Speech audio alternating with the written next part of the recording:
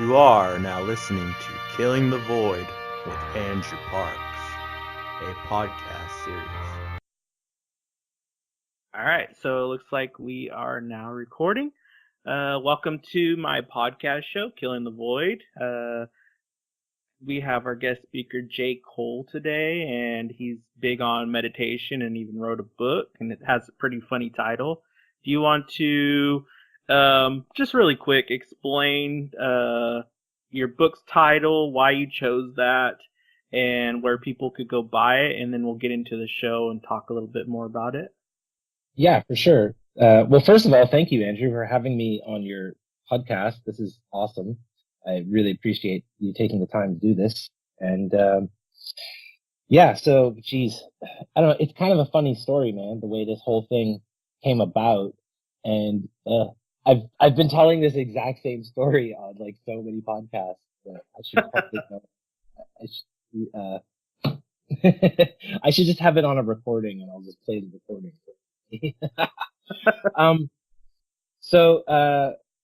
I had just finished yoga teacher training.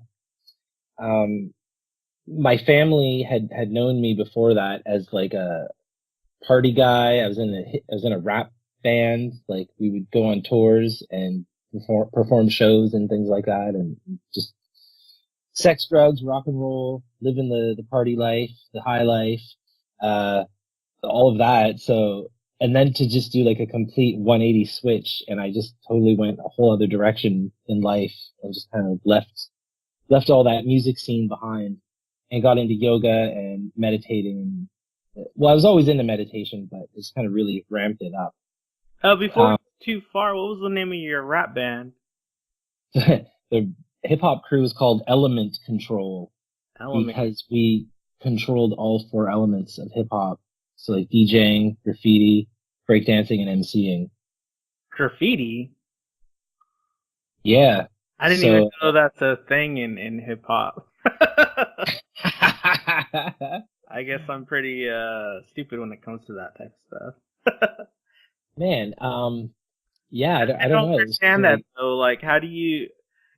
Just the artwork that you guys sell was graffiti, or you guys would actually be graffitiing stuff during your shows? Like, I'm confused with that real quick. So we would go out and just graffiti the town. Like we would graffiti on buildings. We would tag street signs, and like we always had like Sharpies, like giant mega Sharpies in our back pocket for tagging anything. But then we would do like pieces too, like nice pieces. So we would like get hired by buildings who had like, maybe somebody went in and wrote just like a bunch of obscenities on the back of a building, like a bunch of kids. So we would go to these places and we would say, yo, can we like do some beautiful artwork on your building? And they were like, yeah, just don't put anything obscene and please cover up the shit that's back there now. So yeah, we would go in and just blanket that with a white wall and then start over and do some like nice pieces. So there was different members of the band who did different things. So like we all weren't the best at breakdancing, and we all weren't the best at graffiti, and we all weren't the best at rapping, and we all weren't the best at DJing, but everyone had their thing that they did, and combined, it all kind of worked together. And you guys are pretty successful, obviously, because you said you were traveling and giving shows and all that. Yeah, we did like little mini tours through Canada. And this is before like the days of YouTube and all this social media. So this is back in the early 2000s. Oh. So like there's not really a big paper trail. I mean, we have posters and things like that left somewhere, and one of the guys has like everything that we've ever done, every show we've ever played. Every little pub, he has every little flyer from everything since the beginning. So I'm glad that it's out there and that we can probably get a copy of it again someday, but I don't keep too many records of this. Yeah. Is that where you guys are from then? Is Canada? Is that where you live? Yeah. And so this was on the east coast of Canada. So it's it's a very hillbilly kind of place to grow up. And is it? I didn't even know. when you would like go to get a rap show at a venue, they would laugh in your face and slam the door, and they would say, "Rap sucks. It's just a phase. This is never gonna last." And then, look now, like what's happening today. So it's kind of funny to look back. And these were the club owners who were like, "This music is garbage. It'll never fly." Yeah. Yeah. I'm like, okay, that's why you guys are all out of business now. Exactly. I think that's one of the number one things with new businesses, are not even new businesses, but just older people that are business owners. They need to learn to move with the times, especially social media is so big right now. I see a lot of like businesses going out of business because they're not advertising, they're not networking on social media, and the younger generations, they're all about social media. And like you said, at one point, rap was starting and they didn't change with the times and they went out of business, So. Yeah, exactly. I mean, when live bands are showing up at your door, like, "Hey, we want to play. We have a following. People like this." And then you just you don't listen to them.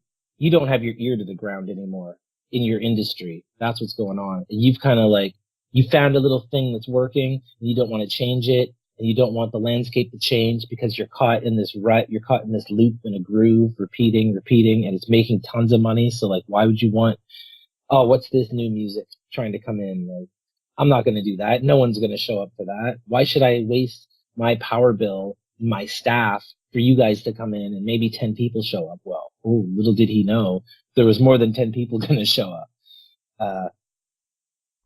Yeah. So, yeah, man. Anyways, so yeah, living that kind of the sex, drugs, rock and roll lifestyle, destroying hotel rooms, doing all the fun things that musicians do when they're partying. Oh my God. So I have to ask this question before we continue with the show on meditation. Did you end up marrying one of your groupies, one of the girls that would always follow you to every show? What? No. But our manager was a woman who we had a relationship for many years. Even after the band had finished, we continued. Oh, okay. And moved around the country, and yeah, and so yeah, it was cool to have and she was an older lady too, so it was cool to have this woman have this, first of all, a female presence to balance out the band was really cool. And when she would go in with contracts and things like that, people knew that we were serious and they knew that we meant business. And yeah, it's like when you started having a manager, those were the days when you started finally getting paid for shows you were playing. Because up until that point, we were getting ripped off left and right. We were even traveling to other cities to play shows and have all these promises of hotel rooms and the riders being fulfilled, like the riders when you ask for things in the hotel room, you're like, Yeah. "Oh, I need a penguin on my pillow," kind of thing. Antarctic penguin on my pillow. It better be there. Yeah, people ask for weird stuff. So yeah, there was a lot of promises of that, and then we would spend all this money traveling, get there, and then play the show, and then the guy would be like, "Oh, I didn't make enough money to pay everybody," and so shit like that was happening all the time. And then as soon as you have a manager step in, I don't know, it just adds another level. It adds this separation from you and the business as well. So you are there to do your art and do your music, and then the management is there to do the admin side and to do all the negotiating. Yeah, you don't got to stress about all that. That makes a lot of sense. I know, yeah, and these promoters would just come right up to one of us during the show and try and throw us $50. Here you go, here's $50. That's all I could manage. Depending on which one of us he gave it to, we might go spend that $50 on drinks and come back with drinks for everybody. Hey, he paid us. I bought us drinks. What? We only got $50. And what did your guys' parents think of this? So they're like, it's not gonna last. You know what? Your parents, they say go to college and stuff like that? That's the funny thing, because the three main band members, we all went to college together. And we continued to play and tour during college. And our teacher in college was a huge fan, and all of our parents were totally supportive and 100% on board. Oh wow, that's awesome. They came to a lot of our shows too. And I mean, they just didn't like the swearing back then. They didn't think that was right to have all that stage. Like, I don't know, we shouldn't be saying that in public. But yeah, so you kind of go from going from living that kind of a lifestyle to becoming like a meditating yogi who is like more peaceful and calm and just likes to chill out and just do calm things. Like I really enjoy just like walking my dog through the rainforest where I live. Like that's a big exciting part of my day now. The rainforest? Where do you live now? I live on Vancouver Island. Oh, I've never been there. Columbia. Yeah, most of the province here is rainforest. Part of the island. Yeah, it's quite a place, man. There's like 100, 200-foot trees. The giant redwoods are here. These trees haven't been cut in hundreds and hundreds of years, so they're amazing. I don't know, they take your breath away. It's so weird. Like you'd never think a tree could do that, and you get out and you're just like surrounded by these giants, and you're like, wow. I'm so just like humbled by the sheer. I live here in California, and we have huge pine trees too, and I really love them. We have the redwoods out here we're famous for. You could actually like drive cars through some of the hollowed out the redwoods. That's how big they are. But yeah, they have some of those here too. Oh, really? Yeah, man. I went camping in California, up in those redwoods in the mountains, and we didn't realize how big of a drought was going on. This is back in 2015, and yeah, I lived in LA for a year, and it rained like literally once the whole time I was there. Yeah. So we found this brochure to go camping, and we go out to this campsite, and it's like one of those scenes in like a comedy movie where it shows like this beautiful view, and there's like a river, and there's like kids playing on a tire swing and jumping off of a rope into the pond, into the water, and then you pull the brochure down, because that's the picture from the brochure, and then you see in front of you that the lake is dried up probably 10 years ago. There hasn't been kids here staying at these camps in 10 years. Like everything is just falling apart. And there's like, we go over and walk by the swamp, and there's literally dead fish laying in the river, like just on the side of the bank. I was like, oh my God, this place is so gross. But they had these giant pine cones the size of your head. I couldn't get over it. Like they're just massive pine cones on the ground everywhere. Yeah, California has kind of fallen by the wayside when it comes to like managing their forestry and all that. Obviously, we had all the big fires the past couple of years, but this year we're actually, for the first time, I think in over 10 years, we're out of the drought finally, officially. We got a lot of rain this winter, so that's looking up for California. Yeah, much needed. And that fire in 2018, I think, was like the largest fire ever in history of California. And it did like, I was just reading about it yesterday, it did like $3 to $4 billion of damage. Yeah, it's crazy. PG&E's going bankrupt. That's our power company for most of California. So I don't know. It's pretty crazy. I don't even want to go there. And then, I'm a horseshoer full time. I put shoes on horses. And one of my clients, his daughter is she goes around to job sites for the state when they're working, and she is supposed to make sure that they're not hurting the wildlife, like the birds, the snakes, the turtles, that they're not displacing them. So that's kind of like her job. And they actually hired her for a side job to manage cutting down all the burnt fire trees from that huge fire. And they needed it done in like 4 months. They gave her like a 4-month thing, and she was managing, I think it was like something crazy, like 4,000 employees that were just all lumberjacks. And they had like 4 months to go and like chop down all these trees. And she's like, we probably can't even get a quarter of that done because the fire was so bad.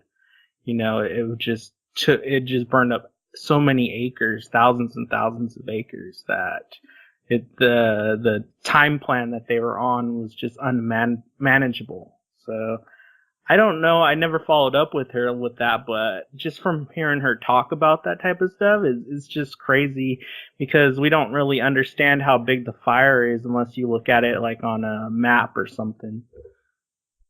Yeah, so there's actually a fire map. It's like a Google map that shows all the fires that are burning. And I was looking it up, and there's half of our province last summer, near the end of summer, in its hottest time. Like half of our province had fires burning through it here. Like it's a really big thing here too.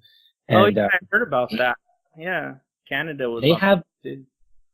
They have like, but man, I mean, at least it's forest here. I mean, I love the forest and I love the animals and everything, but like at least it's not whole towns and cities burning here. It's always out in the woods in the middle of nowhere. It doesn't really affect too many people.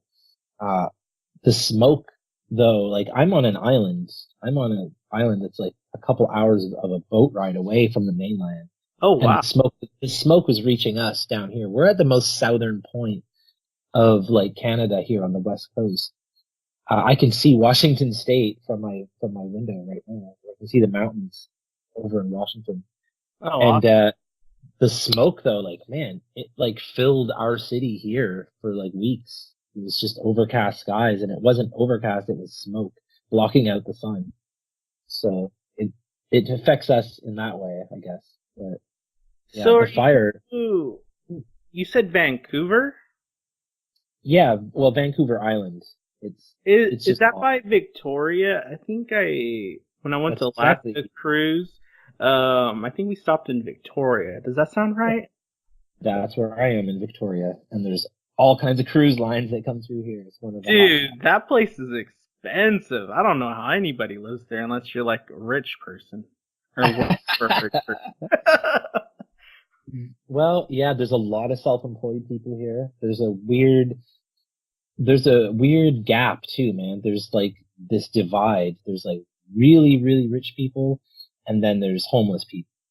And then the people in between, like the people that they need to run a city. You need your McDonald's workers, you need your Starbucks employees, you need your city transit kind of people. Like you need these people, but they can't afford to live here. And there's a housing crisis. There's a shortage on housing, but there's tons of places to live, but those houses are super expensive. They were like as expensive as California, and California is super expensive. But you guys have that shortage, like you said. It was such a small island that I was seeing all these people, all these workers. I'm like, well, where do they live? Because I was talking to the locals and having a good time, and everybody's really nice there. And you know what I really loved about that area is you guys, I don't know if it's all of Canada or just that island, but you guys have like these sections of communities. So I guess to explain it better to the listeners, you'll have like a housing area, and every housing area has like a doctor's office, a grocery store, a dentist's office, a mechanic shop. It's like, and then you go over a few miles, and then that community has their own doctor's office and etc. And I thought that was really kind of neat, kind of promotes self-community. Like you don't got to drive everywhere. If you got like a bicycle, you could just, or walk. So exactly. I thought that was really neat. Yeah, and I mean it's like that here. It's like that in a lot of places. More so here. Yeah, you're right. So yeah, like little micro communities. Yeah. Where you could live in like a 5-block radius. You could live and work in a 5-block radius and never have to leave it. There's always going to be a little grocery store. There's always going to be, like you said, a cafe. There's going to be all the things that you want in your little area. And yeah, they are all like nested together, and then combined, they call that a city. When really the city is like the downtown core, which is very, very small size-wise when you look at any other city. Yeah, really small. So yeah, like everywhere else, they just start amalgamating. and they reach out and they're like, well, now we consider this the city of Victoria. Well, now we consider this larger area the city. And it goes like that. And then they have more people, then they have a bigger population, then it's not like a bunch of little towns all spread out, and then all of your taxes fall under one tax law. There's all that shit. Oh yeah, I was talking to someone over there. You guys really like your healthcare system, huh? Don't you guys like it? Yeah, so that's a funny thing to talk about, because I actually don't have health insurance, and I'm Canadian and I live in Canada. And they charge just like a crazy fee per month here in this province. And it's like tied in somehow. I don't know. I fell through a loophole because I had health insurance from another province when I moved here that was still good.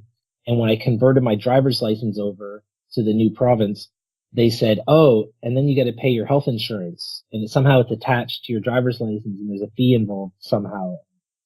And I said, oh, I still have health insurance. And I pulled out my other card from another province. And she goes, oh, okay, you'll be good for 6 months then. And I said, okay. And so I fell through the loophole. I never had to go in and update that. And so now I'm just here without health insurance. And if I need to see a doctor or something, I'm going to have to pay to see the doctor like anyone else would. There's clinics. I mean, when I say pay, it's probably $20 to $40 just to see a doctor. And they're only going to see you and talk to you for 5 minutes about one thing that ails you. And then that same thing, every little thing is going to cost. If he has to write you a prescription, it's going to be another 20 to 40 for the prescription. And then to buy your medicine, you still have to go pay for all your medicine like anybody else. There's no like breaks or deals right now. Although, let me tell you, when I was in Los Angeles, I was smoking these Primetime cigars. Now, a Primetime cigar is like a flavored, delicious piece of thing that you smoke. Yeah. And so they have like cherry Primetime and grape and caramel and chocolate. There's all these different delicious flavors. I would never smoke.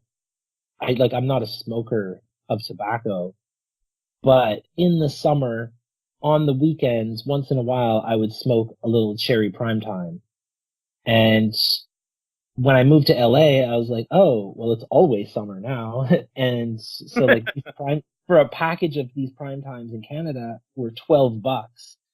So, I'm like, I don't know, it's kind of a lot for something that's going to burn, just because it smells nice. And then when I went to LA, the packages of Prime Times were $3. I was like, woohoo! So I filled up my pockets with Prime Times and I smoked myself into a lung infection. I had to go see a doctor. I was in there for 5 minutes. I came out of there. She gave me a prescription. I had to have an inhaler, and I came out of there $300 later for 5 minutes seeing a doctor. Yeah, we're super expensive here in the States. It's crazy. Yeah, and I mean, a lot of people are pushing to get that, but there's a lot of like advertising going on, talking about like, oh, like they're like working away on people, like, oh, you don't want to wait in that line, do you? Don't you want to just come see a private doctor? Like, we can get you through quicker and we'll have more time to deal with you. Instead of just being able to talk about one thing, we can talk about whatever you want. So like, I feel like the free healthcare that we have, like the air quotes free healthcare, they're really like, they're so bogged down. There's not enough doctors. No one has a family doctor. It's a 3-year waiting list in this city to get a family doctor. That's why everyone is forced into going to clinics. There's not enough doctors moving here, and there's just more and more people moving here because it's the warmest place in all of the country, so everybody wants to live here. I heard you guys, though, do surgery a little bit better than the Europe medical system, where, like, if something's life-threatening, you're gonna, like, do surgery on those people right away. Obviously, there's some waiting lists for some, maybe, like, cosmetic, non-life-threatening issues. But one of the guys I was talking to over there, he said that, like, if something's bad and you need a surgery right away, they're not gonna make you be on, like, a 6-month waiting list like they do in Europe. Do you know if that's true or not? So here's the thing. If I got hit by a bus, they're going to scoop my body up. They're going to rush me to a hospital and they're going to put me back together. There's no questions asked. There's no forms to be signed. There's nothing to stamp. They're not going to swipe a card. They're not even going to look through my wallet. They don't care who you are. They're just going to scoop you up and fix you. Deal with it later. Deal with whoever's getting charged what, where, however it has to happen. That gets dealt with later. So yeah, there's a sense of security like that. And I think that's why we have people who do a lot of dumb shit in this country. There's like, yeah, man, like the people, what's it called? The Darwin Awards for people who like do a bunch of dumb things and they die doing it. Like there's a lot of dumb things that go on here. People do crazy things. Tying four-wheelers together and saying like, hey, I'm going to jump 2 4-wheelers at the same time through this gravel pit. And I don't know, there's people that they just feel okay doing crazy things. Because they're like, whatever, if I get hurt, I'll just go to the hospital. They'll just fix me. There's not like a second thought about, oh, I don't know if I can afford to get hurt. So what was the changing point or the breaking point from you going to drugs, sex, and rock and roll to wanting to get into meditation and eventually becoming a yoga instructor? Can you talk a little bit about that? Yeah, for sure. So, well, first of all, I had, like I said, I had just finished my yoga teacher training and I went back to the East Coast where I'm from. So I did my teacher training out here in British Columbia. I flew back to the East Coast. I wanted to see my family. I had lived in LA and I'd been out here on the West Coast for 3 or 4 years and I wanted to go visit my family and friends. And when I went back home, everyone immediately could see that like I had totally changed the way that all my outfits that I would wear. Like I changed everything. Started growing my hair out and these long freaky beards like down to my belly. Like I was doing the whole thing.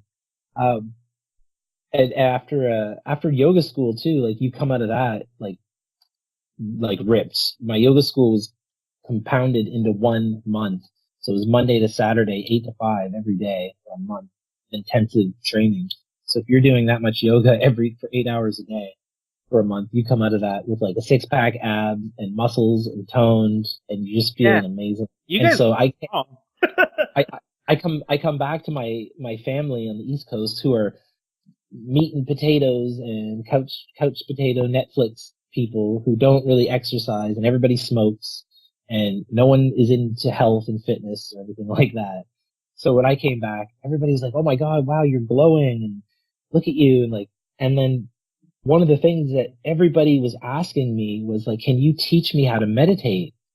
And like, like a couple people, you're like, yeah, I can teach you that sometime. I'll write down a little class list or something. I'll write down some material and I'll teach you a few pointers.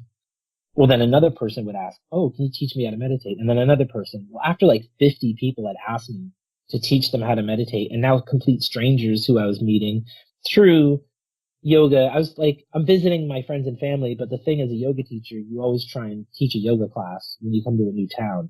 You just reach out to studios and be like, oh, I'm a traveling yoga teacher. I'd like to do a class. They're like, yeah, sure. So I'm doing that, so I'm meeting strangers that way, and they're like, yeah, teach me to meditate. So I was like, all right, rather than teach each person how to meditate over and over and over again, I'm going to do a workshop. So I set out writing this workshop on the computer. I got out the old PowerPoint presentations. I had slides, animations, the bullet points, things were flashing on the screen. I had all the speakers' notes on my own screen. I rented a venue in town. I put up posters everywhere. Everyone who kept asking me how to meditate, I was like, yeah, for sure. I'd give them a flyer. And I did the whole Facebook advertising. I did everything I could. Because I was like, okay, I want this to be really good. Everybody's going to be here. Everybody in town will be here all at this one thing. And 3 people showed up, man. Oh, boy. Yeah, I was like, okay, well, that sucks. And then I thought, like, maybe it's just the night. Maybe it was the timing was wrong or something. So I tried it a few more times, and it was the same thing. 3 and 4 people would show up. I tried it even in a different city that I had moved to in traveling, and still, like, no one was showing up. But everybody's asking me for this thing to teach them. Yeah. And I was like, okay. I said, what if I had a book And every time someone said, "Can you teach me how to meditate?" I could just pull a book out of my knapsack and give them a book and be like, "Here, I don't know, give me $5 or something." Just the cost of the book. That's all I was thinking. So I did that. I wrote all my speaker's notes. So let's look at it as if I had already written the book once for training purposes, for the PowerPoint and all that. So there is all these speaking notes. I copied my speaking notes over and I started rewriting that into a book format. I got that done. And then, I don't know, I was reading it and trying to come up with a title and looking at it. And I was like, man, this is just some more like hippy dippy woo woo, new ager bullshit, pseudoscience. This is like some garbage you'll find in a discount bin at your local bookstore someday.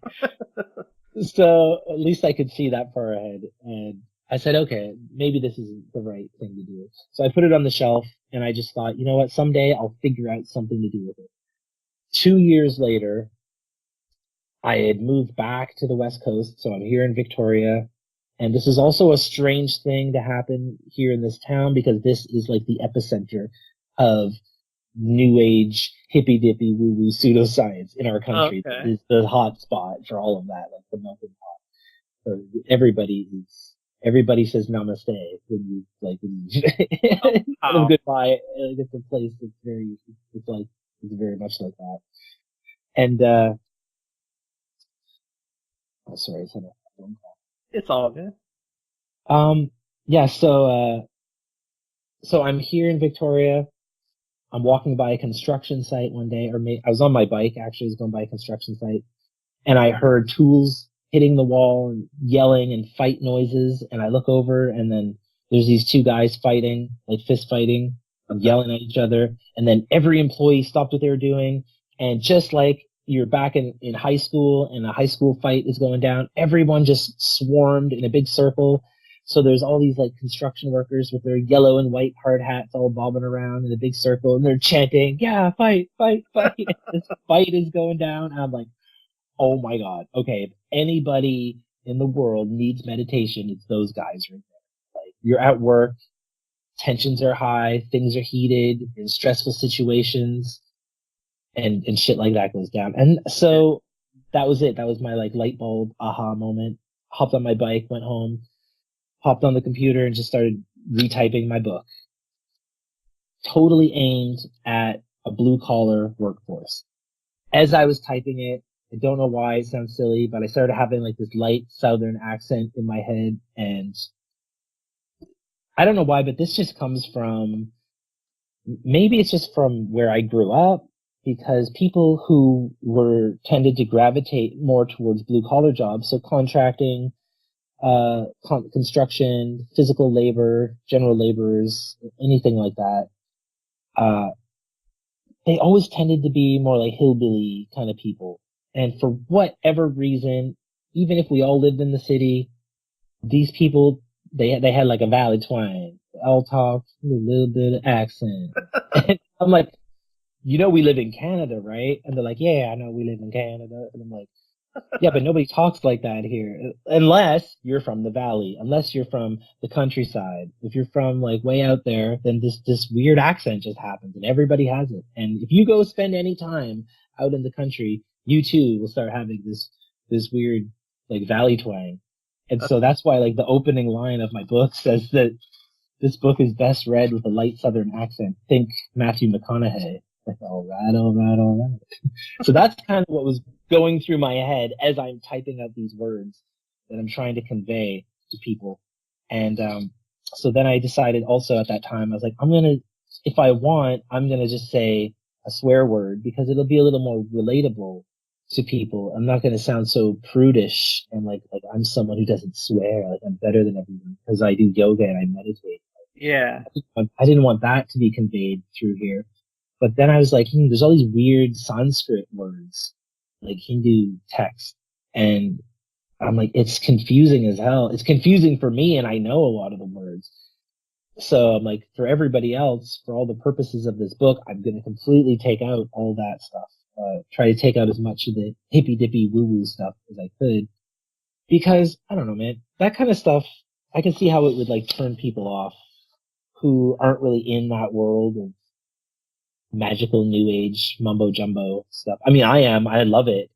I have a whole set of magic crystals on my shelf right now. That, like, I don't know 100% if that shit's true, if it works or No, not. I understand where you're But going. I have them. Like, they're there on my shelf. Like, I've taken the step of having them. So, You're trying to break down the boundaries and appeal to a mass blue collar people, like you said.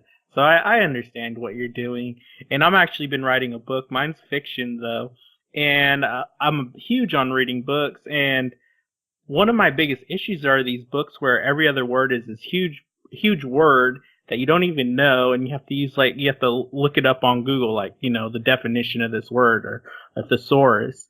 And so kind of like you, I just wanted to write a book in a first person view and have it be in normal words. Just, you know, I know a lot of book critics are going to eat you up on that, saying how you're an amateur writer, but I think it's knowing your audience, so to speak, and who you're going to appeal to. And like you said, these people asking you at your yoga classes, you know, they're just most likely average people that are into that type of thing, but they don't want to have to read your book with a dictionary, you know, or constantly pulling up words on Google to see what kind of Sanskrit name this word is and all that. So yeah, and that's the thing about these books that I've noticed, because I've read a lot of like new agey, self-helpy kind of stuff. Eckhart Tolle. I've read a lot of Ram Dass books. I've read, I don't know, I'm just trying to look on my bookshelf, like even Tony Robbins and stuff like that. But anytime that somebody, so Pima Chodron or Sharon Salzberg or anybody who's into like more like, I guess, Buddhist and Hindu related stuff, whenever somebody says it, they'll say like a Sanskrit name and then they'll say the English word for it, but then they'll never say the English word again. For the rest of the book, they'll just keep saying the Sanskrit word. So you have to keep flipping back and trying to find, like, what was that again? What did that word mean? And you keep, like you said, either in a dictionary or on Google or in the same book that you're reading, trying to flip back and be like, where is that weird word? Oh, it means floor. Oh, right. Okay. And then you skip back to where you were reading. And that kind of stuff, man, that pisses me off. I don't like doing that. It's annoying. So, and that's how my book started too. Like, I started out saying the Sanskrit names and explaining terms and everything. And then I was like, this is just extra bullshit for no reason. Like, just say the English word. People will probably appreciate it a little more that they don't have to. I mean, it's hard enough. They're learning about meditation. So, like, we're not here to learn Sanskrit. We're just here to learn some meditation. So since you're breaking it down for people so they can read it easier, did you also cut out a lot of content to, well, not content, because that's not the correct word, because you want a lot of content. You want quality versus quantity. But is this book kind of thinner? Like, if you're going to see it on the shelf, is it a thin book so people aren't intimidated? Like, they're not going to go and read an 800-page book, or, you know? Yeah, I mean, there was a big decision at the end of what to cut and what to keep because it was getting a little big. So it's only 100 pages. It's not too long. It doesn't take long to read. Yeah, it's really doable. A few people who had purchased it had written back within hours of purchasing it and left comments about how good it was. And I was like, oh my God, you've read that already? And then, you know, you look at it, I'm like, yeah, I guess it's only 100 pages. Like, if you're an avid reader, that's not a hard one to get down. And, 100 pages, easy to read. It's written a lot like talking. So, like, you don't feel, because there's like an author voice that people get into. Yeah. And there's like your regular talking voice, like we are right now. So that's kind of how I was writing it. Maybe I didn't put every and but I would say words like kinda, thinking. I don't put thinking. I try and keep it as casual as possible. And again, the cuss words are abundant. And then so all the metaphors and allusions and all the similes and everything are all somehow related to a blue collar workforce. There's relations to being in traffic, using machinery, building foundations of a house is one of, I guess, the metaphors to compare kind of what's going on here. And it's one of my favorite ones is that, you have all these tools to build your house. And then once the house is built, you don't really need all those tools again. You can get rid of them. And that's how this book is kind of designed. Like, here's a bunch of tools. Use it to build up your meditation practice. And then you don't need these tools anymore. You don't have to keep reading this every time you want to get into meditation. Like, it outlines several of the different techniques that are out there. So, like one called loving kindness meditation, where rather than clearing your mind and being empty, you're sending loving thoughts to yourself and even to your enemies. So there's different techniques out there, and that might not resonate with everybody. So you can just pick and choose what you want. You can use parts of every tool to create your own thing. And then, you're not going to have to keep reading the book over and over again. So it's cool in that way. You kind of just reminded me of another Canadian guy, Dr. Peterson. I think that's his name. He says, you want to make your bed every day, because that's at least one thing that you could accomplish every day is making your bed. And that kind of sets a foundation for throughout the day, that you did something right when you wake up and you accomplished that. And that just makes your day go better. It sets your day off in doing accomplishments, whatever it may be. If you want to go to your yoga class, then, that's your second accomplishment, but that makes a lot of sense. And I want to back you up, though, because I asked you this earlier, but I think you kind of got into your book a little quickly. Why did you get into yoga? Why did you take the class? Were you really stressed, or what was going on in your mind for you to want to learn this? Yeah, that's a good question, because that all happened. Okay, this goes back to 2007-ish. I was asking my grandfather was still alive back then, and I had asked him, I said, Grampy, what are the things in our family lineage that I should be watching out for, like health-wise? Like, I want to get a wrap on my health now before it gets too crazy and out of control. This is still, mind you, back in like party days of being in a band and touring and everything. Being in like 3 or 4 different bands by this point. Yeah. And, so these kind of thoughts were like starting to creep into my mind as I was getting older. I think I was like 27 or 28 at the time. And I was just like, yeah, like I'm getting older and I need to start worrying about these things. And he said, arthritis is like the biggest thing in our family. There's been some heart attacks and heart issues. So like if you can keep your food and your cholesterol in check and all that, because that's the way they used to think about that, was like, oh, it's all cholesterol, which I know now today it's proven to be like a lot more intricate than that, than just saying don't eat fatty things. Yeah. But I guess that's another story for another time. So yeah, he said arthritis was really bad. So I immediately hopped online. And back in 2007, there wasn't like a big online community. I think YouTube was Facebook was just becoming a thing. YouTube had been out for maybe a year or two and really wasn't doing that well. They hadn't been bought by Google yet, so it's still its own independent thing. So there wasn't a lot of information, but one of the things that kept coming up was yoga is the best way to stop arthritis in its tracks. Like, it won't get any better, but it won't get any worse as long as you start doing a regular yoga practice. So I was like, oh, cool. So there's a way out of this. Well, thank God I don't feel any arthritis pains today. I'll do yoga some other day. See you later, exercise and health and fitness. And I went back into smoking cigarettes and being in a band in cloudy rooms and, and all that.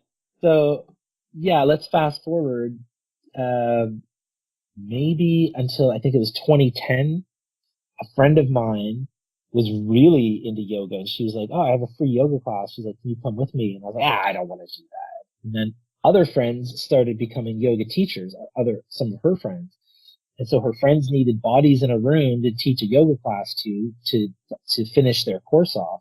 And I ended up getting dragged into a couple of these things as being my first introduction to a yoga class. So I'm learning from a teacher who's getting her certification right then and there. And so I'm learning from a noob, basically.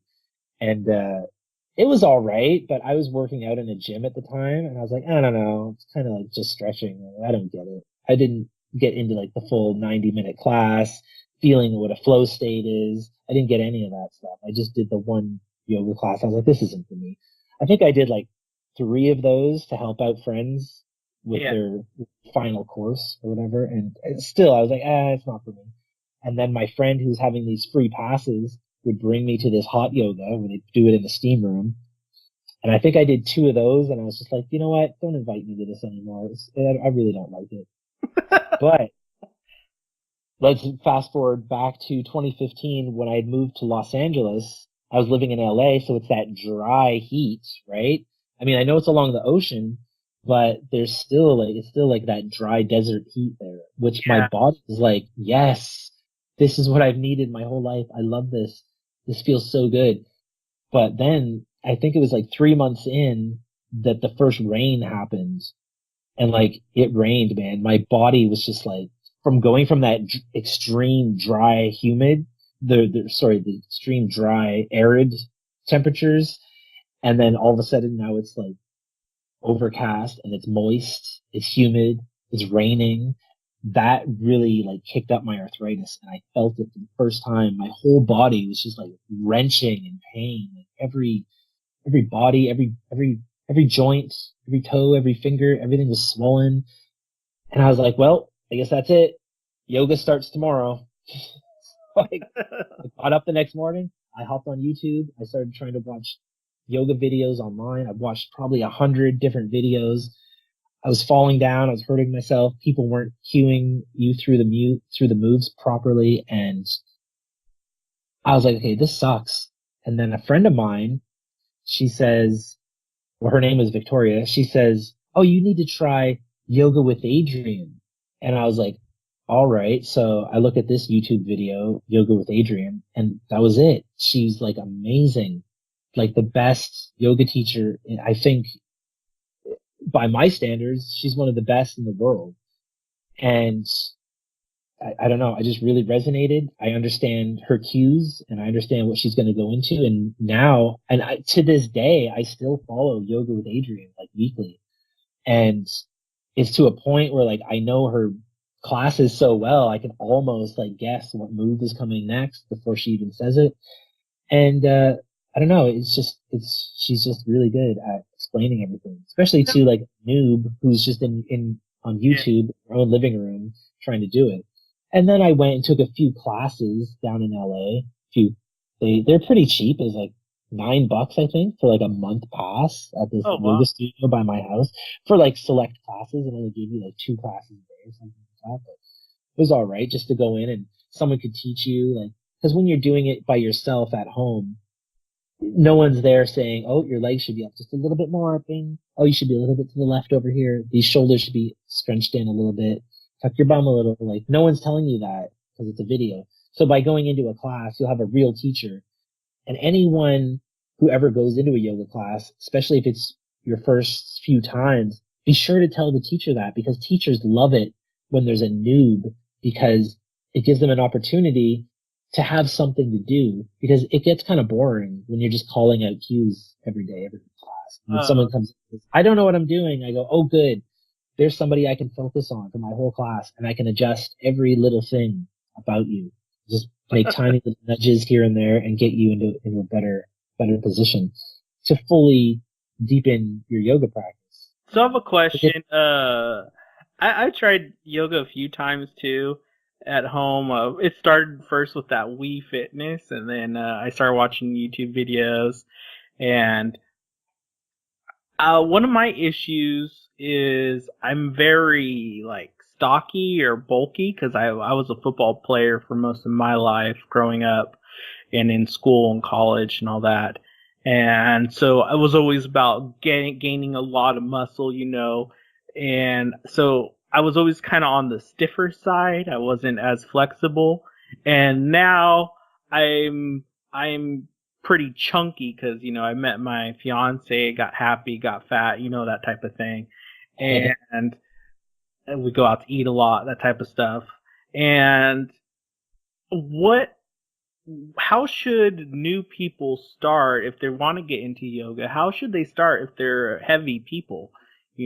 So do you ever get heavy people that come in, and do you start them off slow, or do you have any advice for like heavy set people?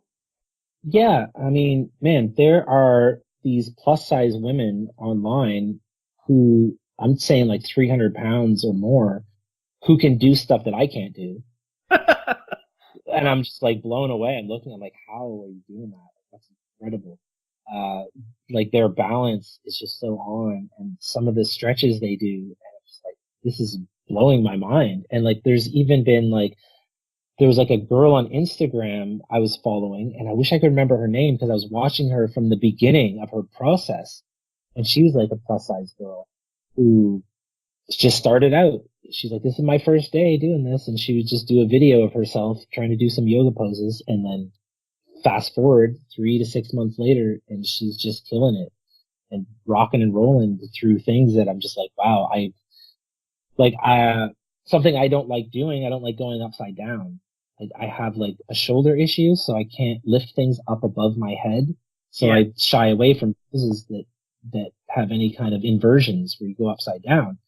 And I look at like this girl, and she's just like beep, beep, beep, upside down, back over again, upside down again, inside out, rolling over, twisting around like a pretzel. And I'm just like, I just get so impressed. So the thing is that this isn't something that just happens in a day. This is a very slow process. So today, yeah, maybe you can only stretch your leg up this high, but tomorrow you're going to go just a fraction of an inch more. You'll go just a half an inch, and then the next day, half an inch more, and then the next day, half an inch more. As long as you keep slowly working on the poses, they all just grow in that way, and you become more flexible and more stretchy and bendable.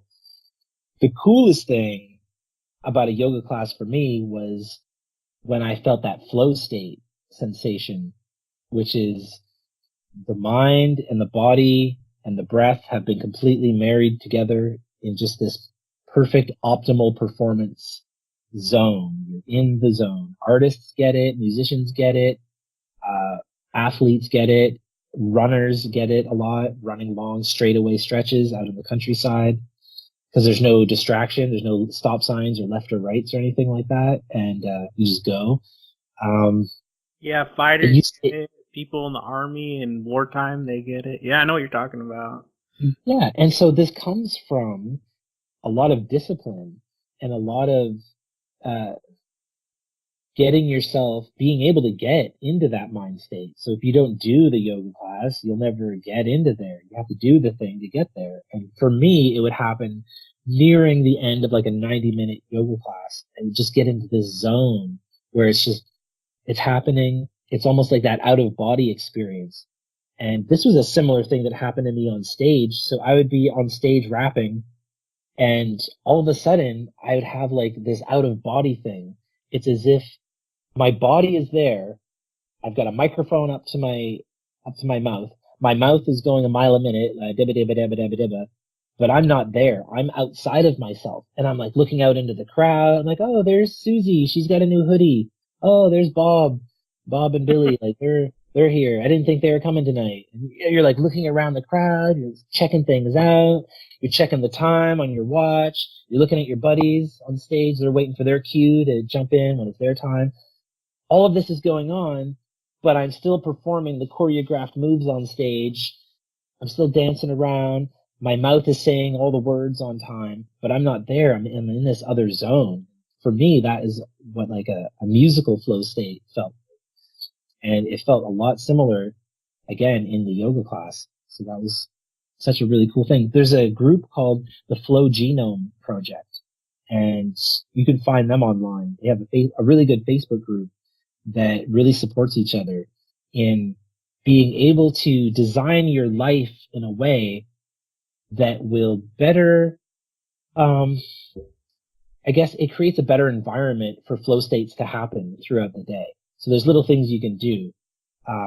Like you said about Jordan Peterson saying, get up and make your bed in the morning. So it is a thing that you can control. It's a thing that you can do and accomplish and then feel good about it for actually accomplishing something. And it'll also, having these little routines, also, it gets your mind better into this area where a flow state could happen. For me, my days are so wacky. Every day is different. I go to a different part of town every day. I meet with different clients every day. I talk to different people. I try and take a different path as I'm riding a bike, or I try and take different buses. I try and just make every day unique and special and different. Oh, and wow. That's great. It's total chaos, but you need some routine. You need to balance it with routine. So my routine comes from my home. So I don't want home to be chaos and all out of place and out of whack if my life is so chaotic. Like my day job time is chaotic. So at home needs to be super structured and organized. And I find having that balance, it really does help when you jump out into the chaos to be able to go into a flow state. You're kind of like rolling with the waves, rolling with the punches. You're more adaptable. You're able to accomplish and tackle things when an issue comes up. And like, this isn't even have anything to do with meditation yet. This is just like a flow state, simple flow state exercises that can help you deal with life a little better, because you've structured your home life so much and organized it so much that it gives you that freedom for the rest of the day, so that when you're out there and a little hiccup happens, oh, the bus broke down, you're not going to make it to your client, it's not the end of the world. You're just like, whatever. I'll just text them, tell them what happened, instead of freaking out about it. It's so, and that kind of comes to the title of your book. You want to tell people your title of your book? Yeah, I can't believe I didn't say it yet. So the title of the book is called How to Calm the Fuck Down. I love that title. The picture in the background, I put like the hard hat, the yellow hard hat. I've got a blue plaid t-shirt, blue plaid shirt, button up, some blue jeans, and a work boot. It's because I wanted it to like jump off the shelf. This was my first idea, because titling the book came last. I didn't know what to call it. And it just hit me one day. I was like, I know how to calm the fuck down, because that's what the whole thing came from when those two guys were fighting that day in that construction yard. And I was like, yeah, they need to calm the fuck down. And I thought like, oh, that'll be great. Imagine that being on a bookshelf, the big fuck word jumping out at people, and they're going to grab it. And especially if you are in these kind of industries, I've found in my personal experience has been that, yeah, a lot of these people are rough around the edges. A lot of these people do curse a lot. A lot of these people do wear plaid shirts and blue jeans and work boots, and they'll probably even have maybe the same outfit on as they walk by it in a bookstore. Yeah. Or the family or a friend member who saw it and is like, oh, I need that for Henry. He needs to calm down. And being that it's my first book that I published, so it's a self-published thing. So Amazon does print on demand. So if one person orders a book, they print one book and they mail it to the person. Oh, wow. I didn't even know that was a thing. That's awesome, man. Yeah. It's pretty cool. And I mean, then there's the Kindle ebooks. They have all that stuff on there too. So yeah, it hasn't been on any bookshelves yet. And my idea of a bookshelf, really, because we live in this day and age of social media, I was like, and I was thinking Instagram. I was like, this would be great, because Instagram really allows you to go in and tailor the hashtags and, if you wanted to buy an ad, how it's so in depth. Like there's so many different things you go in and you choose your hashtags, keywords of who this is going to relate to. So I just start typing in the word construction, and then it starts giving you other ideas around the word construction. You say things like foreman, wrench, hammer, building, trucks, lots of keywords that I wasn't even thinking of. And you're just clicking through all these keywords, and then I throw my image up on the screen, like the book cover, and then Instagram and Facebook both send me a message saying you're not allowed to have any profanity on these images. Oh, I God. was like, oh, okay. So I go in and I edit the book cover and I put it to F and I put stars, F star star K, how to calm the F star star K down. So it's censored, basically. Well, then they say, no, you're not allowed to put even asterisks. You're not allowed to put frig or darn or dang. You can't put anything that is going to make somebody think it might be a swear word. Jesus. So I ended up having to go in and take the fuck word and blur it out as blurred as I could get. And then even that wasn't enough because it still says how to calm the blur down. Oh my God. Still it's written between the lines kind of thing. They're saying it still wouldn't approve. I ended up having to put a huge black censored bar across the blurred out fuck word and then write bleep because I put bleep, how to calm the bleep down, and that also wasn't allowed. But a blurred out fuck word with a big black censored bar going across on an angle and the words bleep with too many E's, that finally slipped through. So I managed to put that ad through a few times. And then something happened, man. I was on like my fourth ad and they said, no, you can't have profanity. And there's an option to say like, no, this ad has already been approved before. So you go through appeal processes. So I went through 2 more appeal steps and they only give you 2 more steps and that's it. And it's done. So I get through those and they just keep saying no. I'm like, no, it's swearing. A couple times you can ask for a human to go in and review it, but that option isn't always there. So when that option's there, a human will review it and they look at the book cover and they see that it says bleep and it's blurred out and everything. The human will let it go. The algorithm that's reading your book cover, the robot, will not let it go. Oh, wow. Yeah. So these are some of the trials and tribulations that you might face when trying to publish. Did you, have you been a success? Have you been selling lots of books or how's that going for you? Well, it came out a couple months ago and it's on par, really. It really ties in with a lot of podcasts. So when a podcast episode comes out, I'll see that like, oh, look, some book sales went up. I get all these activity reports on my website. I get pretty detailed reports from Amazon. They really break it down. Who is like geographically, who's interested in your things. I guess kind of like podcast statistics. Yeah. They tell you like who's listening, where they're from, the percentage of people, and man, I'm not trying to sound like I'm complaining or anything, but my own podcast, 16% of listeners are from Canada and everybody else is from the States. So I'm like, okay, so my family and friends definitely aren't hooking me up here. They're definitely not listening to my shows. And so that's why I was saying earlier when you asked if there's anything that I don't want to talk about, I'm like, nope. Dude, I have absolutely no worries that anybody is ever going to hear anything that I do and bring it back to me. Have you thought of doing an audiobook, turning that into an audiobook? Because I love audiobooks, and Amazon has the Audible app where I buy up most of my audiobooks. Have you ever thought of doing something like that? I did. And you know what? When I first started this publishing process, it was like a third-party company before Amazon took it over. So it was through a whole other system, and audiobooks wasn't a part of it when I started the process.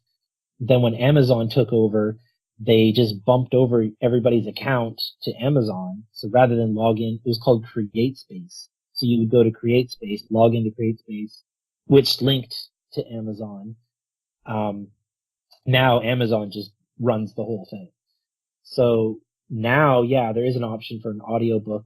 I would really like to read it myself, just because I know every intonation, I know how everything is written, and I know how it's supposed to be. I know they say that authors shouldn't read their own books because a lot of authors are just like, wah, wah, wah. They don't have any. They're boring. Yeah. boring. Yeah, like I've listened to a few boring authors. But you being in the music industry, you already know how going to a studio to do something works and getting your point across, right? Yeah, and like I have my own recording studio right here in my house, so I could totally record the whole thing. But I just haven't looked too far into the process because it wasn't available, like I said, when I started this process. So I have to go back in. Something I have to do is go back in and look at how the audiobook works. Will they let me record and upload my own audio? That's one of the big questions. Or is it one of those things where they're like, no, only our voice actors will read this because of the quality. So I think since you're self-published, they might let you. I don't see why that would be a big issue. I know. I think his name's Graham Hancock. I think he just did his own audio for his book. Yeah, so. yeah. I read the one. I can't remember the name of it. Fingerprints of the Gods, I think. Did he read that? Yeah, there was one that he read himself. And what's the other one? Stephen Pressfield, The War of Art was a really good one, and he read that himself, which came out well. Yeah. I had the ebook and I had the audiobook. And I had read the ebook first. I had bought it from his website, and then later a friend emailed me the audiobook, and he said it was like 10 times better than reading it.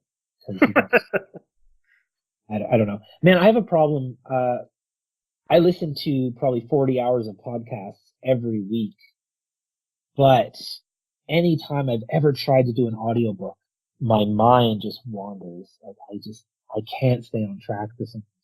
I don't know why, and it only happens with audiobooks. Like I'm listening, and I think it's the fact that in a podcast, they bounce around so much and they're all over the place that if you miss a few words, like let's say, so you've got your headphones on, you're listening to a podcast, you're walking downtown, somebody taps you on the shoulder and asks you, "Oh, is that the Johnson Street Bakery down there?" And you look at them, yeah, it is. So now I've missed a few words of the podcast, but you can jump back in. When it's an audiobook, I have to open up my phone and I have to rewind a paragraph to catch on.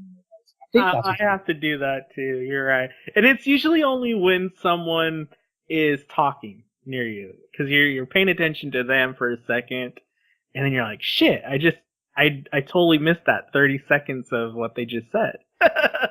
Yeah. Or sometimes it could be something that stimulates you in your environment. So something simple like you'll drive by a billboard of maybe it's an event that you want to go to, and your mind just starts like, oh yeah, I did want to go see that. I should probably write that down in my notes.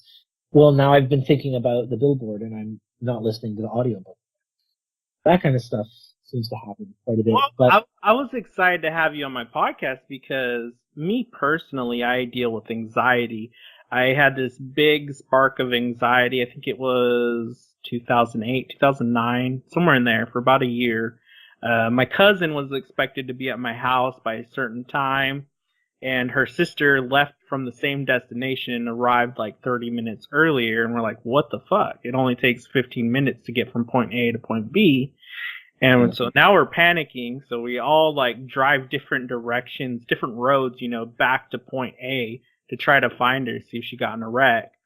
Well, I was the first on site. I saw her. She got in a wreck, and I thought she was dead. So this played a huge role in my anxiety levels for literally like 6 to 8 months. I didn't want to drive nowhere. I was scared to drive because her wreck was so horrible. She almost died. And I would just go like to school, to college at the time, and back home, or to work and back home. Like I would not even go to the store. I wouldn't go. So like I was like eating like crackers because that's all I had left in my house, because I was so afraid to drive. Like it really, really affected me. And one of the things I found out, other than talking to a therapist, because that ended up helping probably the most, the doctors obviously want to put you on anxiety pills, but that's not good for your heart to be on those long term. You could have heart attacks. So what really helped me was working out, doing running, and I'm not even a runner, but running was really getting the anxiety level down. And then that's when I started listening to audiobooks. It was kind of a meditation thing for me. And then I was learning to meditate. And then one night, I had an out of body experience. I was asleep and I couldn't breathe. So it was like maybe like some form of sleep apnea or something at the time. And I had this out of body experience where all I heard were these drum beats, like dun dun dun dun dun dun, and it was like going at the rhythm of my heart. And I remember like seeing my body just laying there. I was looking down, and I'm being like sucked up through the ceiling of my room, and then eventually I'm in this white room. And all I saw was this like Aboriginal guy. And I've never been into Australian lore or Aborigines. And I think maybe I believe, in the source and energy that we're all connected. I believe that maybe the spirits or the energy guide or spirit guide, they took that form so I would remember this experience.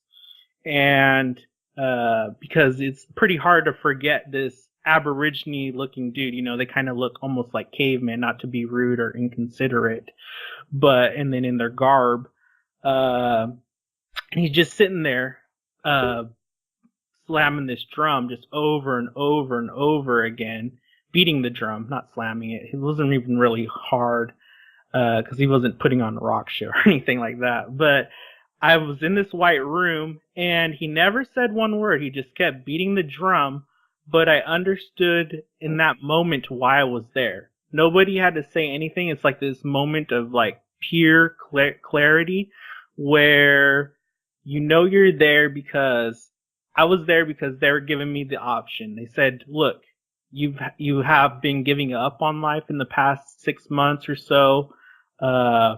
You need a change. You could go back, or if you want, you could come home to us, and another soul will take over in your body.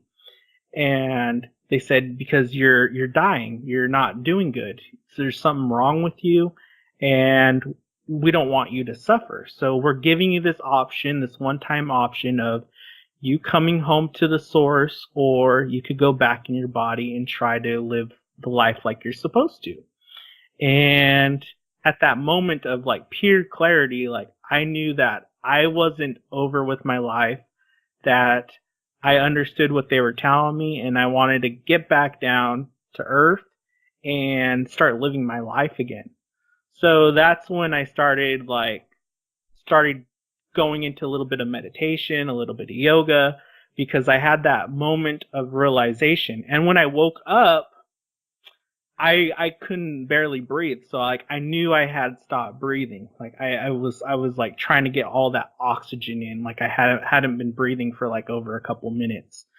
So that's what really got me into it. So when you sent me your thing on Facebook, your book, how to calm the fuck down, and that you wanted to be on my show and talk about meditation, I was really, really happy because it's something that I've learned to do on a daily basis. Like you, I walk my dogs, or I at least, if I don't walk my dog, then I walk myself every day, because it's a moment in my day of giving back to myself and calming myself. So that's something that, and then when I don't do like that meditation like in the movies. I don't like sit down like a, Indian style and meditate like that. What I do is I just like lay on my bed and I close my eyes and I control my breathing and I meditate that way, without falling asleep or anything. Mm-hmm. But do you have any advice for people? I know obviously we want them to buy your book, so I'm going to try to push that. But like a freebie tip for people that are, they say they don't have time for anything, because we're in a very fast-paced society nowadays, especially on the east and west coasts of America and Canada. Do you have any advice where they need to just slow down and how they should start with all that, with your meditating and yoga? Yeah, for sure. I just want to cycle back though real quick to something that you had mentioned. So after you had seen the car wreck, you said that you didn't want to drive for probably like a month or so.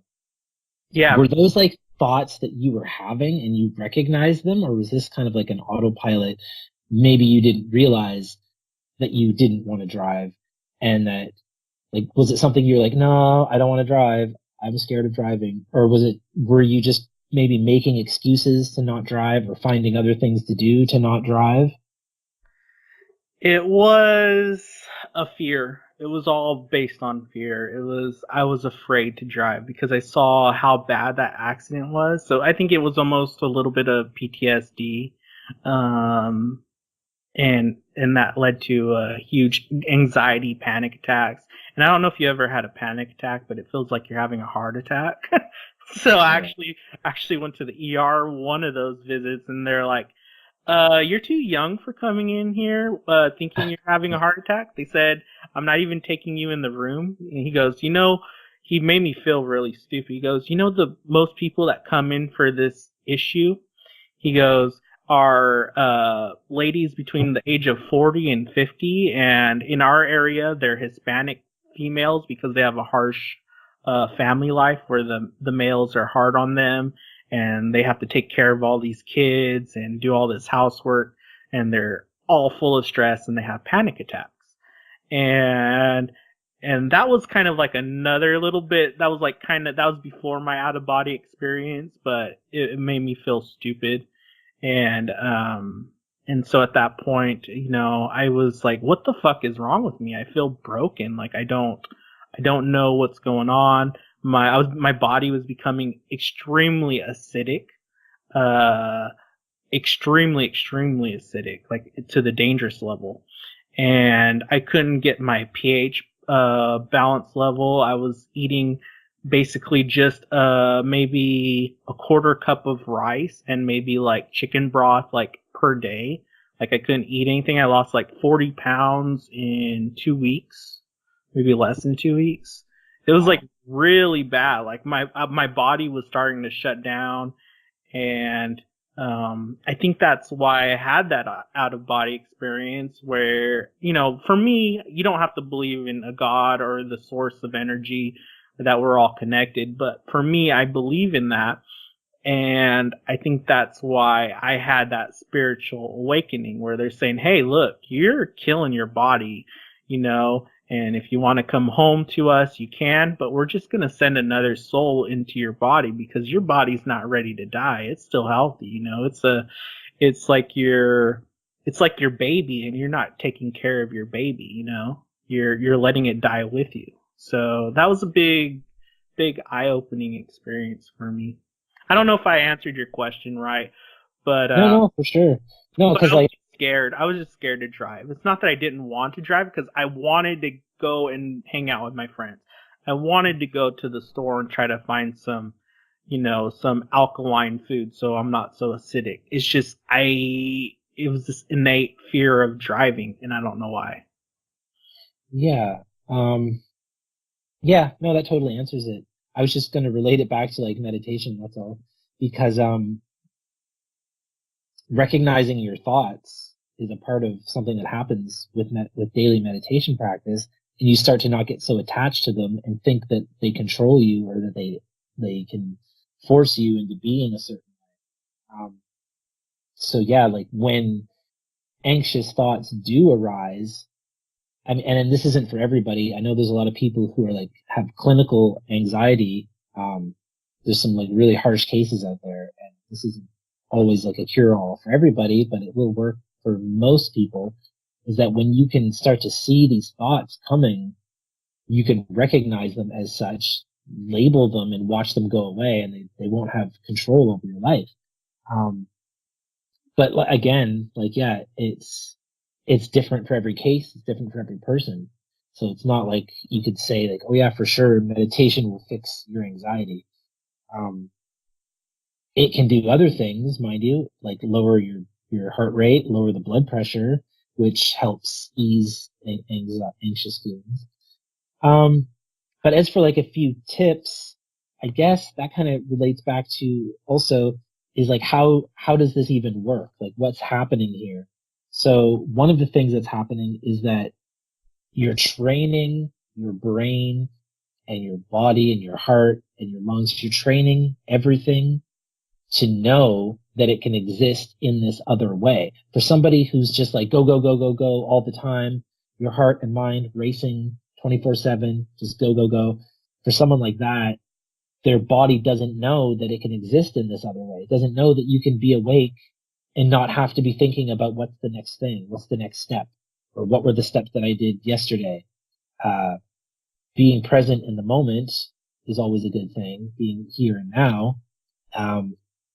But also the training that happens is that over time, after enough meditation sessions, you're not going to just be calm and peaceful and relaxed during meditation. It's going to start to leak out and spread into your daily life so that you'll find yourself, you're caught in traffic, someone cuts you off, you're not freaking out like you were, the month before, because, and it's happened, man. I've been there. I've gone to pull out through that intersection before and someone jumps the gun and cuts you. They don't know that you're going to have a blinking green light to cut through, and they jump the gun and start almost driving right through you. Well, you know what happens? Like you get tense, your heart rate goes up, you're burst with cortisol. It's a fight or flight sensation that's happening. And it's like, oh, this anger and this rage is welling up. But it's like nothing even happened. Like you didn't get hit. You hit the brakes in time. The guy beeped your horn and threw the middle finger at each other or whatever had to happen. And then it went away. But now you have the choice. Are you going to carry that with you the rest of the day? Or are you going to just like let it go? So I feel like that's where meditation steps in, because in the heat of that moment, there's those thoughts of anger welling up and excitement and aggravation, but that's all they are, is thoughts. You don't have to let them take you on an emotional journey and bring your heart rate up and bring all your emotions and flare everything up like that. Now, do you think there's a point though where you could go too far on the opposite? So instead of being quick and fast and aggressive and stressed out, now you're overly calm, you're too calm? Because I feel like some days I'm totally in that zen, you had a word for it earlier in the show, but you're totally just in the moment, or you're not in the moment, you're just totally at peace. You're relaxed and you're almost having that out of body experience the whole day. I don't know if you've ever had that feeling for the whole day, but I have, where I'm just calm. Everything's going by outside, while I'm driving to work. Everything's just kind of going by. I notice everything, but I'm kind of on autopilot. My body's on autopilot, going from point A to point B. And I'm just loving this pure calmness. And, little things like people cutting you off, like, you're like, oh, whatever, I'm okay. I'm still going down the road. It didn't affect me. Whereas if I wasn't in that mood, I'd probably be like, you motherfucker. Yeah. I've totally, I know what you're saying. Like, can you get too calm and too peaceful that a parade might roll through the neighborhood and you wouldn't even notice it? And yeah, I think, you know what, there's extremes on every level, and it just depends how far you're going to take it. But mind you, someone who sits and meditates all day into this like peaceful slumber of a life, they're not going to get out there and they're not going to expose themselves. They're not going to live their life. You're denying life experience so you can sit inside with your legs crossed and your eyes closed for hours on end. So you've pulled yourself out. You're becoming a recluse. You're pulling yourself out of the thing that is the reason why you're meditating in the first place, to have a more balanced and well-adjusted life so you can be a part of society and do all these things. So yeah, I can see an unhealthy attachment to that as well. And like, yeah, meditation can be just as much a drug as heroin or cocaine can. Yeah. You can just totally hooked on this thing. I asked that question because you explained it really well. If I didn't have my fiance, I'd be a recluse, because I've learned to love that feeling. Like you said, it becomes like a drug. of just pure bliss. But she gets me out into the world, you know. It's like, okay, we got to go do this, and it's like, okay, I'm good, I'm game for it because I have had that time to mentally relax. But I could totally feel like if I didn't have her in my life, I would be that addicted hermit crab, you know, not going out and experiencing the world. Yeah, and you know what? I feel the same kind of thing. And like, while I don't have, I'm not in a engaged relationship or anything. I have a roommate who will come in and pull me out of my reclusiveness as well. So it's like she'll be like, "Oh, hey, we're gonna go do this and that with some other friends. Are you coming?" And I'm like, you know, where previously I was like, I'm gonna settle into some Netflix. I'm gonna finally get around to watching this new Teen Titans show and see what it's all about. And I'll just start opening up some things on the computer, and then she'll walk in and be like, "Hey, we're gonna go camping or something." And I'm like, you know what? Yeah. So back in the day, I used to, so I had this mind that was just, and I'm talking about like in my 20s, sex, drugs, rock and roll era. Yeah. My mind was just go, go, go, go, go, go. I was always projecting into the future about tomorrow. What are all the things that are possibly going to happen? My mind would just circulate millions and millions of potential ideas and potential things that could happen. And I would try and deduce based on what is the most likely to happen, based on the characters and personalities of the people involved. And I was trying to strategically basically interpret the future and how things were going to go down based on things that had happened to me before in the past, and based on how I knew people to be and how I knew situations to be and how they were probably going to pan out. And that's where my mind was at, like, constantly. And I was constantly like, having ideas. I'd be like, "Oh, there's a rap lyric. I got to write that down right away. I have to stop whatever I'm doing. I don't care if I'm at work. I don't care about your stupid job. I don't care about your stupid company. I have to write a rap lyric. It's more important." And I would stop what I'm doing to write little lyrics and shove them in little pieces of paper in my pocket. For what? I don't know. But yeah, that took up a lot of my life, man. And so, whereas today I find myself sinking deeper into like maybe a Netflix rut or something like that, back in the day, I would find myself sinking into, oh, I have to work on my album. I have to work on music. I have to work on this painting or this art piece. I have to work on something that isn't going to do the things with my friends. And so when a friend or roommate would show up back in the day and say, "Hey, we're going to go camping," I was like, "No, I can't go camping. I have important shit to do. I don't have time for that." And I was really missing out. So I've really, really tried hard to get out of that rut.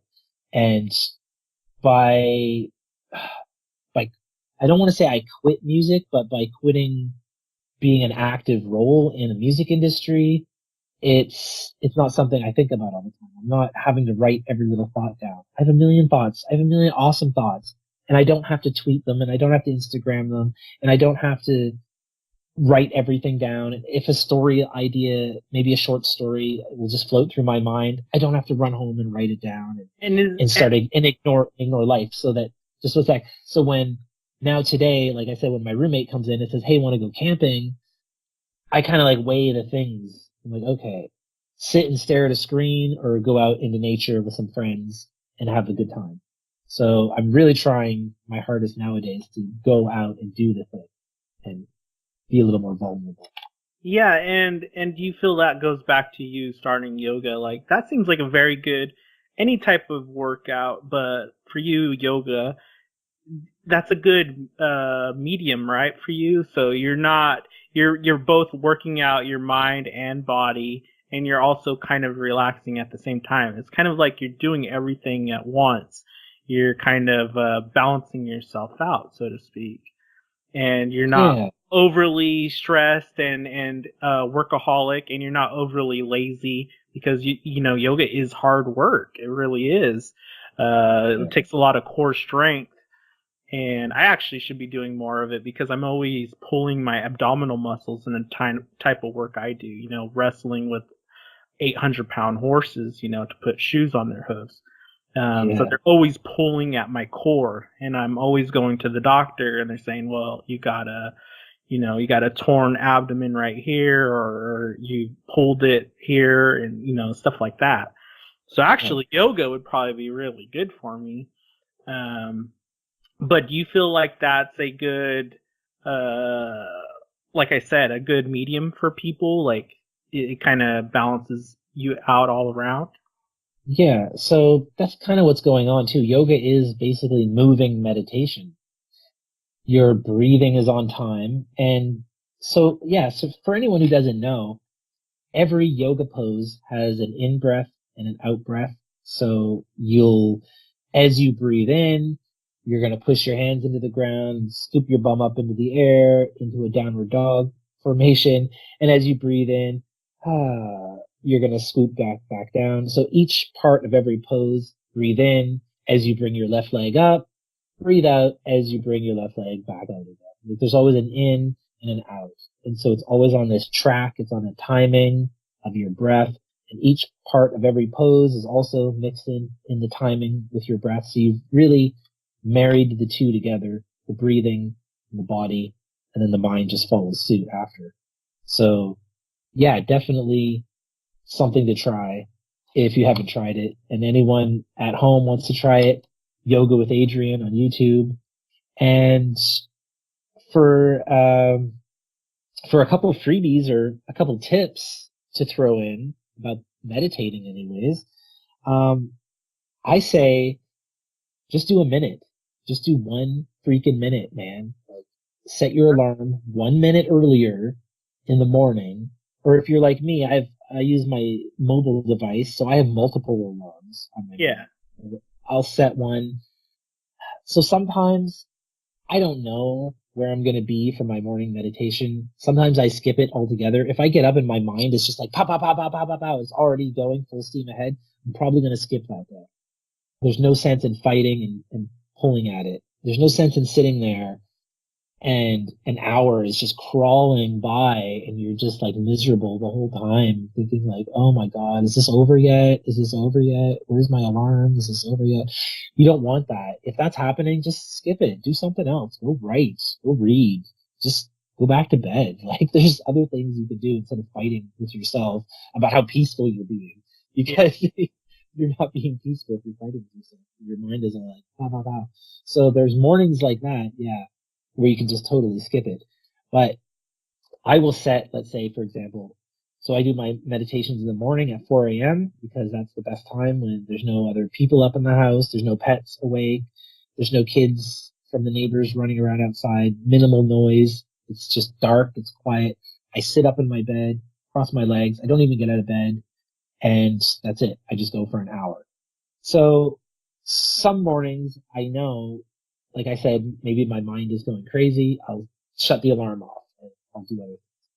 Some mornings though, the alarm will go off at 4:40. So I'll have 20 minutes for meditation because for whatever reason, I didn't feel like doing a full hour that morning. So I'll skip the first alarm at 4. I know I have till 4:40 to, here's the thing too. You shouldn't really do a bunch of stuff before meditating. Like it's best. It really works the best as soon as you wake up.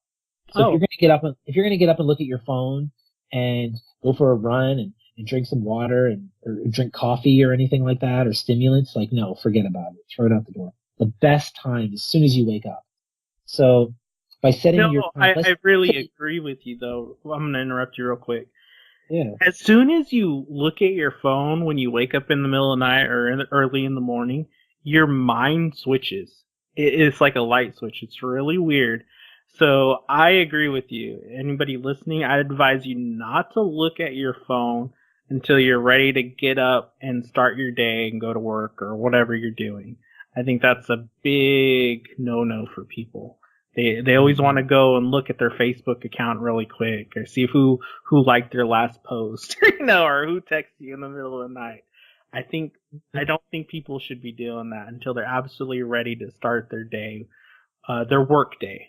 So I'll let you get back into that. How you said that people should do their yoga first. Yeah, and I understand people who feel this need to check their likes, and it makes sense when you are a business, you're a public person, when your lifestyle relies on, like, I don't know, like I check how many people liked my book post, like that's intriguing to me. But I never get up. I never look at my likes. Like I'll post pictures and memes and things like that for days, and I don't ever go back to see who liked it, and it doesn't interest me at all. Who who liked something that I shared? Like things like that have never really intrigued me. But the business side is where it gets me, and I think this is where it gets a lot of other people too.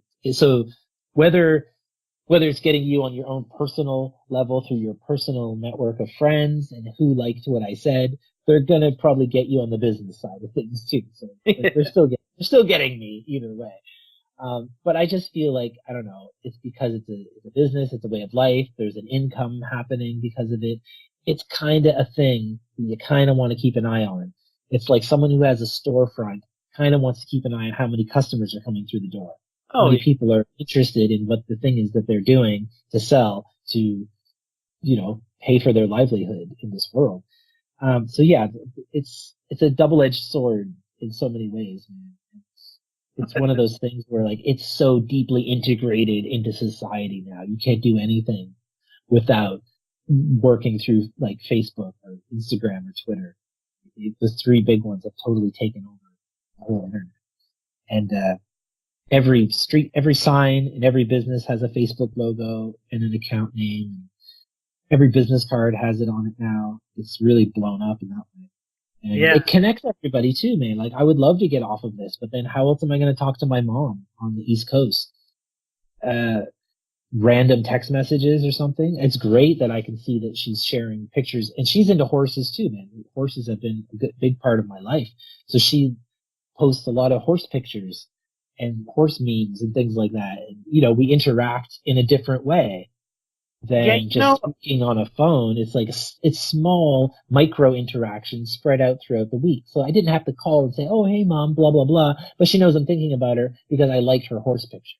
So yeah. there's little things like that make it so sweet I and think so.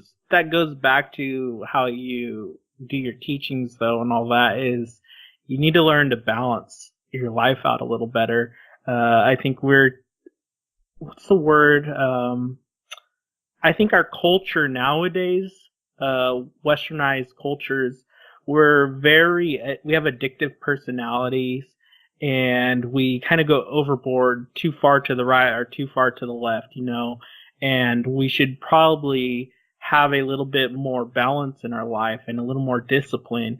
It's okay to check your Facebook, 10 times a day, but like you were saying, you need to have maybe a priority set in order where you're going to do your yoga first before you pick up your phone and look at your book sales.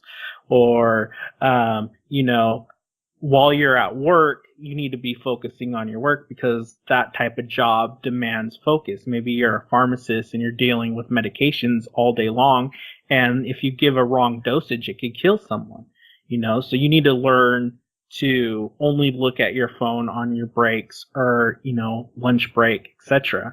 So I think that's really our society's biggest issue when it comes to social media and technology is we want it all day long. If we want to be on YouTube all day, we want to be watching Netflix all day. And in one sense, it's making us happy, so to speak.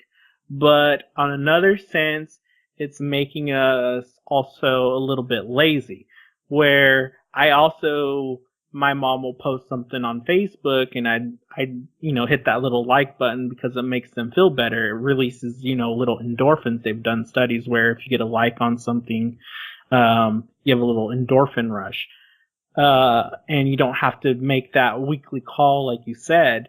But actually, maybe we should be doing more of those weekly calls, or, maybe we should be going out to visit our parents more and getting away from social media. So I think it's really a big balancing issue.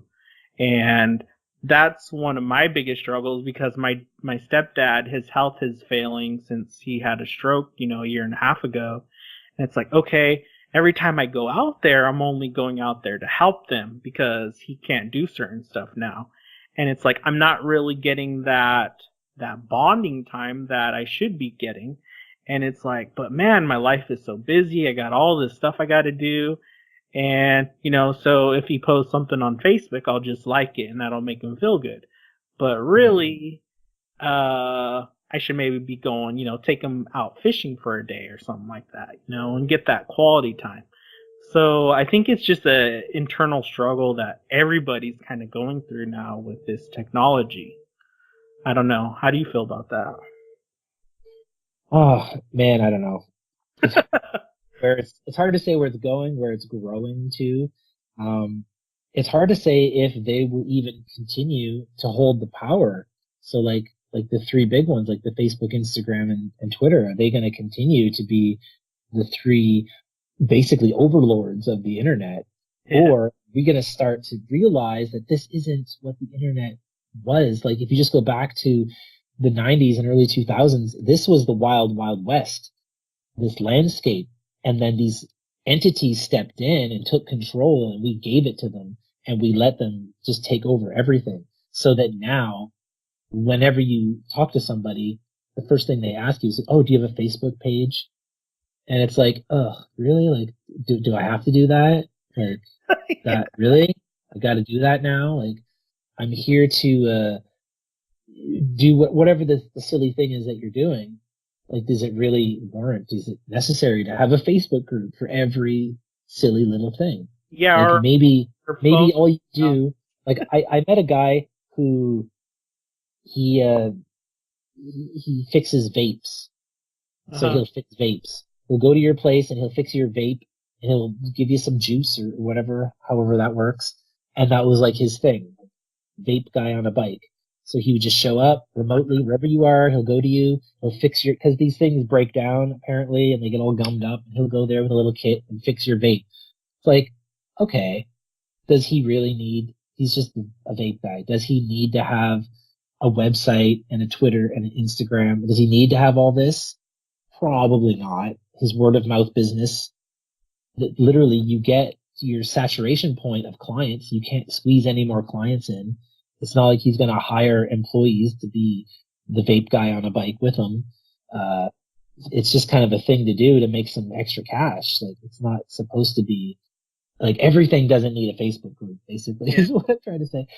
Something that you said a minute ago about the balance, it just popped something into my mind about my college days. It's a neat little story about the balance between the chaos and cleanliness, basically.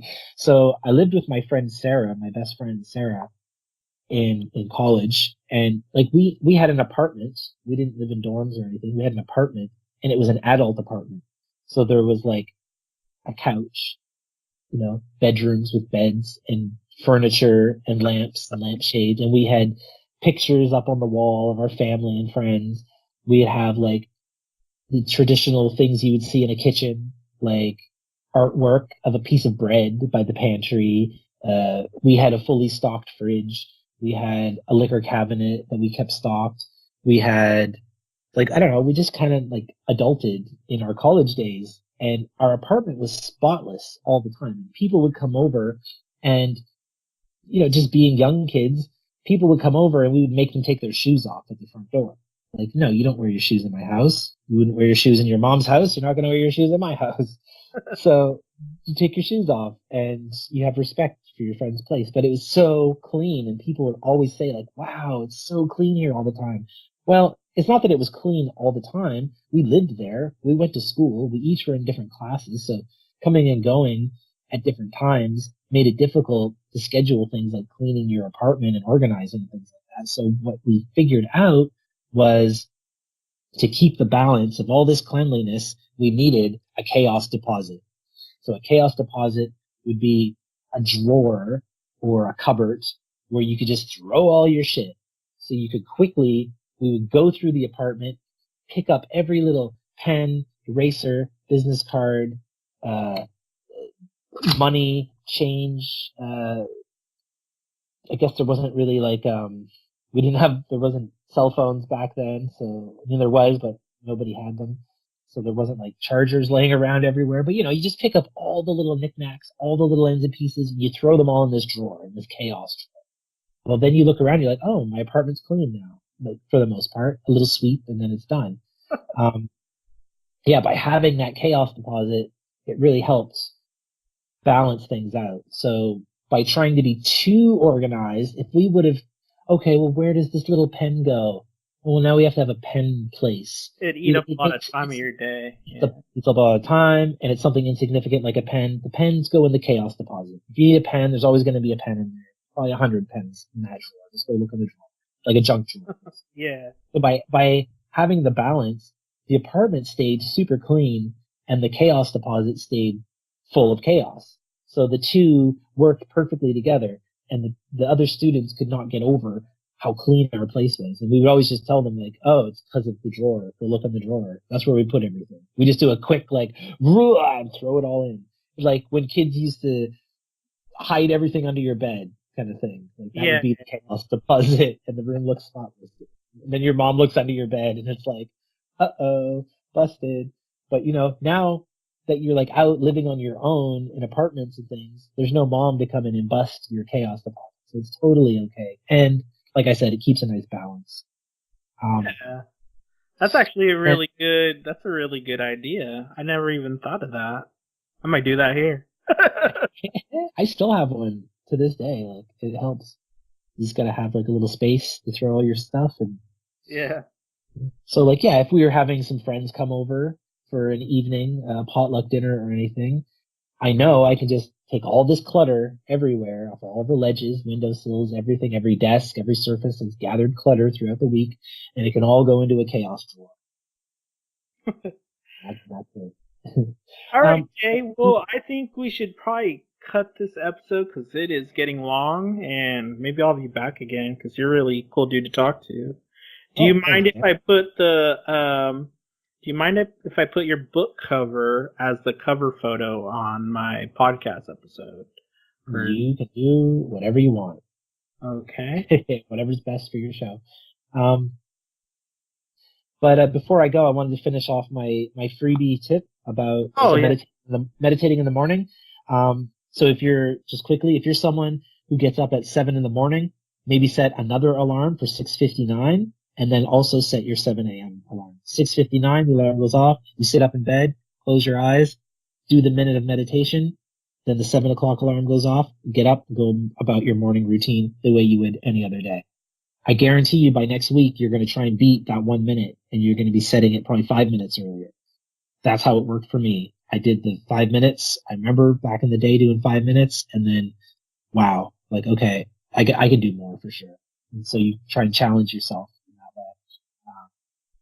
Anyways, so just 1 minute to start, and it'll definitely grow from there on its own.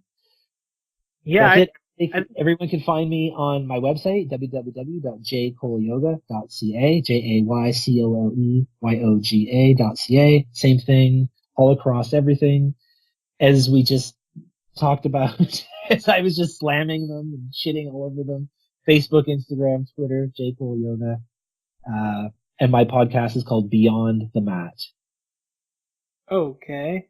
And hey, Jay, if you want to actually just copy paste your links over to me in a chat, I will put that all in my description so they can just easily click the links below and go right to your stuff. And it looks like your book's only $10 too, so that's not expensive at all.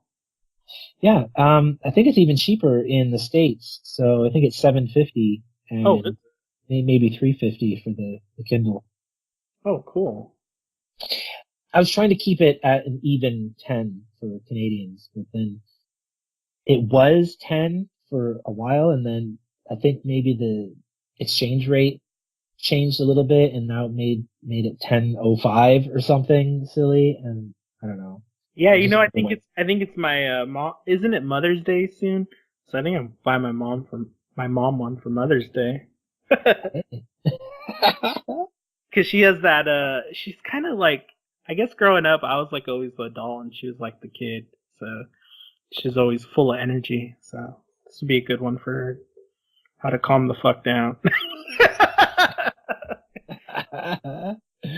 Oh my! I don't know what my mom would say if I got her a book like that. I think my mom would laugh. She'll like it. She's great. Oh, yeah. Cool. All right. Hey, Andrew, it's been a blast, man. Yeah. And yeah, I'm definitely down to do this again sometime. Yeah. Is your full name Jay or is it Jason? It's Jason, but I go by Jay. Gotcha. All right, man. I'll catch you later. Have a good one. Yeah, you too. Bye. Bye. We hope you enjoyed this episode.